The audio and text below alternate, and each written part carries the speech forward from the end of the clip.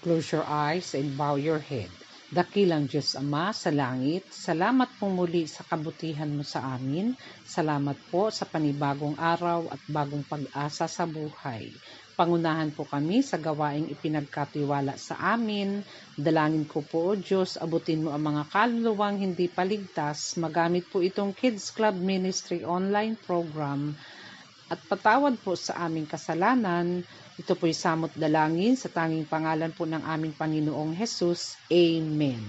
Mga bata, ang title ng Bible story po natin ngayon ay Jesus Raised Lazarus. Buksan po natin ang ating King James Bible sa John chapter 11 verses 43 to 45.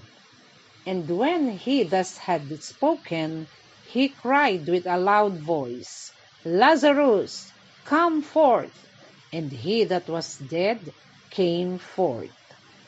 He that was bound hand and foot with grave clothes, and his face was bound about with a napkin. Jesus said unto them, Loose him, and let him go. Then many of the Jews which came to Mary, and had seen the things which Jesus did, believed on him. Noong araw, ang ating Panginoong Hesus ay meron ng tatlong kaibigan na si Mary, Martha at Lazarus. Isang araw, si Lazarus ay nagkasakit ng malubha at siya ay nag-aagaw buhay.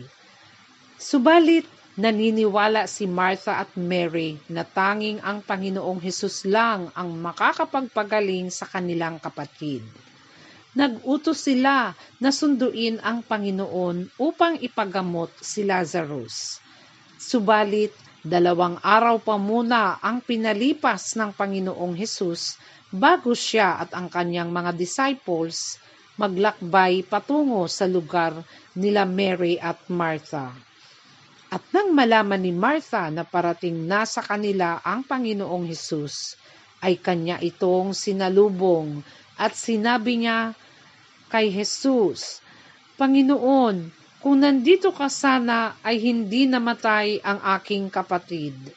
Pero naniniwala po ako na meron ka pong kapangyarihan na magpagaling. At pinuntahan ni Martha si Mary at sinabi niya na dumating na ang Panginoong Hesus. Kung kaya